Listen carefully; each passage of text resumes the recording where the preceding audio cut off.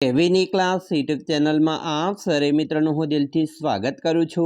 આજે વિદ્યાર્થી મિત્રો વાત કરવાના છીએ ધોરણ 4માં આપણી ગુજરાતી વિષયની નવીન સ્વાધ્યાયન પોથી જે આપવામાં આવેલી છે તેમાં પાઠ નંબર 3 શંખલાની બહેન છીપલી, જેનું આપણે આ વિડીયોમાં સચોટ, સાચું અને સંપૂર્ણ સોલ્યુશન જોવાના છીએ। તો ચાલો વિદ્યાર્થી મિત્રો વિડીયોની શરૂઆત કરીએ। તેના પહેલાં તમે ખાસ ચેનલમાં નવા આવેલા હશો तो चैनल ने अवश्य सब्सक्राइब करी वीडियो ने लाइक और शेर करवानुं पण न भूलता। पाठ 3 छे शंखलानी बहन छिपली, जेनी अंदर विद्यार्थी मित्रों प्रश्न नंबर 1 छे आपणो। फकरानुं वाचन करो और कौंस में आपेल विराम चिन्हनो उपयोग करी फकरो फरीथी लखो। विद्यार्थी मित्रों अहींया तमने अल्प पूर्णविराम आपेलुं छे, अल्पविराम आपेल छे, बेवड़ा अवतरण चिन्ह छे, उद्गार चिन्ह छे, प्रश्नार्थ चिन्ह छे અને અનુસ્વાર છે। આ વિરામ ચિહ્નનો ઉપયોગ કરી અને આપણે આ ફકરો છે ફરીથી લખવાનો છે। તો ચાલો આપણે અહીંયા ફકરો જે લખેલો છે એને જોઈએ। દિવ્યેશના પ્રવેશતા જ તેના મિત્રો તેની રાખડીઓ જોવા ખરીદવા ટોળે વળી ગયા। શાળામાં આવતા વડ ફરતેના એટલે દિવ્યેશે બોક્સ ખોલીને બધા જોઈ શકે તે રીતે રાખડીઓ ગોઠવી।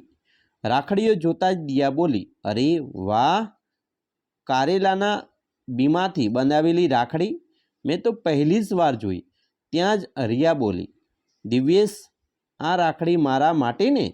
दिव्येशे हकार में माथुं हलाव्युं। मनोज बोल्यो, तने केवी रीते खबर? तो आवी रीते आपणे विराम चिन्ह मूकी फरीथी फकरो लख्यो। प्रश्न 2 छे आपेला शब्दों उपयोग करी तेमां नवा शब्दों उमेरी वाक्य बनावो। बनावेल वाक्य में आपेल शब्द सिवाय क्या क्या शब्दों उमेर्या ते लखो। अहींया उदाहरण आपेलू है ऋतु, जेम के पिनाकीनी बधी ऋतुमांथी गुलाबी ठंडी प्रसरावतो शियाळो ज वहालो। नवा उमेरेल तो तेमां पिनाकीनी, गुलाबी, ठंडी, प्रसराववुं, शियाळो अने वहालो। तेवी रीते बीजुं छे झूंपड़ी, मने खेतरमां रहेली झूंपड़ी गमे छे। तो नवा शब्दों मने, खेतर, रहेलू ने गमवुं। परचूरण, मारा पासे रहेल परचूरण गल्लामां नाखी। नवा शब्दों छे पासे अने गल्लो। चौथुं छे बॉक्स, घर में रहेली वधारानी वस्तु बॉक्स में भरी दो। नवा शब्दों छे घर, वधारानुं वस्तु अने भरवुं। 5 विधिवत, भारत जीती गयुं तेनी विधिवत जाहेरात थई गई। नवा शब्दों छे भारत, जीतवुं, जाहेरात अने थवुं। मधुर, दर्शिका मधुर अवाजे गीत गाय छे। नवा शब्दों छे दर्शिका, अवाज, गीत अने गाव। तो आवा शब्दों आपणे मित्रों लख्या जे नवा शब्दों उमेर्या। प्रश्न 3 दिव्येश तमारा मित्र छे। दिव्येश तमारो मित्र छे, तमे तेनो परिचय तमारा माता पिताने केवी रीते करावशो। 10 वाक्य लखो। तो आपणे लखी सकीए के आ मारो मित्र दिव्येश छे, ते मारी साथे मारी शाळामां ज भणे छे। तेने चित्र दोरवानो खूब शौक छे।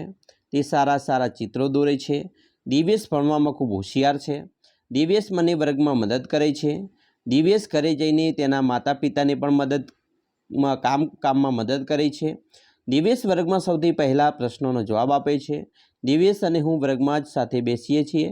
दिव्येश तेना टिफिन मांथी मने जमवानुं पण आपे छे। तो आवी रीते आपणे परिचय करावी शकीए। प्रश्न मित्रों 4 आपेला चित्रों परथी 5 प्रश्नों बनावो। अहींया जे मित्रों चित्र आपेलुं छे ए तमे जोई शको छो, जेमां मकानो छे, छोकराओ छे, बराबर, अने एक बाजू धाबावाळुं मकान छे। तमे अहींया जोई शको छो कि आपेल बने चित्रों क्या तहेवारना छे, बराबर।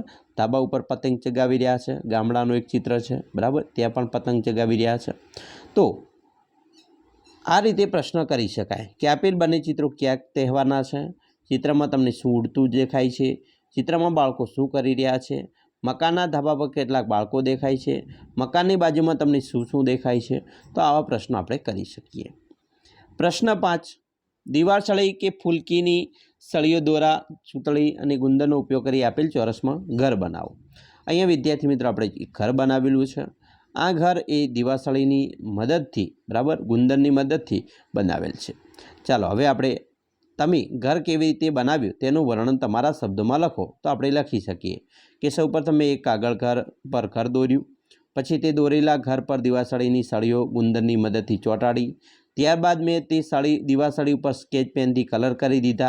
હવે તૈયાર થયેલું ઘર ખૂબ જ સુંદર દેખાય છે। તો આવી રીતે આપણે એનું વર્ણન કરી શકીએ। પ્રશ્ન 6 આપેલ શબ્દનો ઉપયોગ કરી એક ફકરો લખો, તે ફકરાને સ અને સ પરથી શીર્ષક આપો। અહીંયા તમને શબ્દો અલગ અલગ આપ્યા છે, સુંદર, સરોવર, આકાશ, શીતળ, અતિશય, સાંજે, સંધ્યા ટાણે, પ્રકાશ, શાંત, પાસે, સારસ, સંપ। તો આવી રીતે આપણે અહીંયા લખીએ કે સરસપુર નામનું એક સુંદર ગામ હતું। આ ગામની બાજુમાં એક સરસ સરોવર હતું। આ સરોવરની ઉપર ચોખ્ખું આકાશ હતું અને સરોવરમાં શીતળ પાણી હતું। સરોવરની આજુબાજુ અતિશય ઠંડો પવન વાતો હતો। અહીં કેટલાય લોકો સાંજે ફરવા માટે જતા હતા। આ ગામમાં સંધ્યા ટાણે મંદિર આરતી થતી હતી। રાત્રે થતાં ગામમાં પ્રકાશ ઝગમગતો હતો। ગામમાં રાત્રે શાંત વાતાવરણ હોય છે। રાત્રે લોકો ઓટલા પાસે બેસીને વાતો કરતા હોય છે। આ ગામમાં રહેલા સરોવરમાં સારસ પક્ષીઓ પણ જોવા મળે છે। સરસપુર ગામમાં લોકો સંપીને રહે છે। આવું ગામ અને ખૂબ ગમે છે। તો આવી રીતે આપણે લખી શકીએ। એના પછી મિત્રો પ્રશ્ન 7 છે, પ્રશ્નોના જવાબ આપવાના છે। પહેલો પ્રશ્ન છે, દિવ્યેશ નવરાશના સમયે શું શું કરતો હતો? જવાબ, દિવ્યેશ નવરાશના સમયે તેના પિતાની ચાની લારી પર વાસણ માંજવા, ચા આપવી, કુલ્ફી વેચવી વગેરે જેવા કામ કરતો હતો। બીજું, દિવ્યેશે બનાવેલી રાખડીઓના નામ લખો। તો જવાબ, દિવ્યેશે બનાવેલી રાખડીઓના નામમાં કારેલા રાખડી, લાકડાની રાખડી, મેઘધનુષ્ય રાખડી, ઘૂઘરા રાખડી, સૂતર રાખડી, ફૂલ રાખડી વગેરે નામથી બનાવેલ છે। 3 દિવ્યેશ નકામી લાગતી વસ્તુઓમાંથી શું શું બનાવતો હતો? જવાબ, દિવ્યેશ છીપલામાંથી હાર, બુટ્ટી અને જાજર બનાવતો, તૂટેલી બંગડીઓમાંથી તોરણ, કુલ્ફીઓ પટ્ટીમાંથી વિમાન, ઘર, હોડી વગેરે બનાવતો હતો। 4 તમે નકામી લાગતી વસ્તુઓમાંથી શું શું બનાવી શકો તે લખો। તો અમે ફાટેલા પતંગના કાગળમાંથી ફૂલ, સાદા કાગળમાંથી દેડકો, માટલું, પાકીટ, હોડી વગેરે બનાવી શકીએ છીએ। 5 તમે નવરાશના સમયે શું શું કરો છો?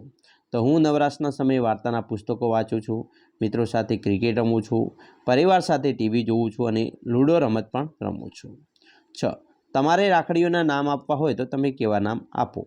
તો આપણે મિત્રો લખી શકીએ કે મારે રાખડીઓના જો નામ આપવાના હોય તો હું લેપટોપ રાખડી, ચશ્મા રાખડી, પોપટ રાખડી, લાઇટવાળી રાખડી, મારી બેનની પ્યારી રાખડી એવા નામ આપી શકીએ। 7 તમે તમારા કોઈપણ 3 મિત્રો માટે કેવી રાખડી બનાવશો અને શા માટે? તો આપણે લખી શકીએ કે હું મારા 3 મિત્રો માટે ઊનમાંથી રાખડી બનાવું, અલગ અલગ મોતી ભેગા કરી રાખડી બનાવું, અલગ અલગ છીપલા ભેગા કરી રાખડી બનાવું, કારણ કે આવી રાખડી મારા મિત્રને ખૂબ ગમે છે। 8 રક્ષાબંધનના દિવસે બધાને રાખડી બાંધતા જોઈ દિવ્યેશની આંખોમાં આંસુ કેમ આવી ગયું? એનો જવાબ આપણે લખી શકીએ કે દિવ્યેશની બહેન ઢીંગલી થોડા સમય પહેલાં જ બીમારીમાં સપડાઈને દુનિયાને છોડીને ચાલી ગઈ હતી। તેની યાદ આવતા દિવ્યેશની આંખોમાં આંસુ આવી ગયા। પ્રશ્ન 8 છે, એનો અ છે, અમાંથી વસ્તુઓને તેની સાથે સંબંધિત બના વાક્યો સાથે મિત્રો જોડો અને સંબંધિત તહેવારનું નામ આપો।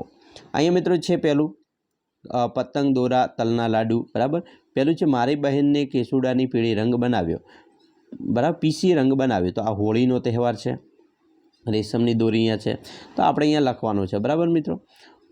બીજું છે સેજલ પોતાની સખી સાથે 9 દિવસ ગરબા રમવા જતી, તો અહીંયા નવરાત્રિ આવશે।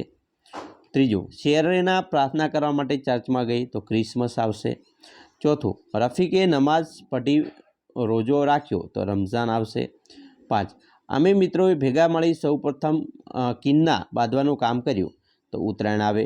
અને 6 રક્ષાબંધનના દિવસે મારી બહેને મારા હાથે રેશમની દોરી બાંધી, તો રક્ષાબંધન। અહીંયા મિત્રો હવે શું કરવાનું છે? જો અહીંયા પતંગ, દોરા, તલના લાડુ, બરાબર, તો પતંગ થાય તો એ ક્યાં છે? તો 5 નંબરમાં છે, તો આપણે અહીંયા છે એ 5 નંબર લખીશું। રેશમની દોરી રક્ષાબંધન, તો એ કયા નંબર ઉપર છે? તો અહીંયા મિત્રો 6 નંબર છે, તો આપણે અહીંયા 6 નંબર લખીશું। રંગ, કપૂર અને ફૂલો, તો એ હોળીના તહેવારમાં હોય, તો અહીંયા 1 નંબર આપીશું, બરાબર। માટલી, દીવો, માની આરતી, બરાબર, એ નવરાત્રિમાં હોય તો એને મિત્રો 2 નંબર આપીશું। ક્રિસમસ ટ્રી કે કેક, તો એ 3 નંબર ક્રિસમસમાં હોય, બરાબર। અને રોજા, ચાંદ, ખીર એ રમઝાનમાં હોય, તો 4 નંબર। તો આવી રીતે વિદ્યાર્થી મિત્રો આપણે નંબર આપીશું।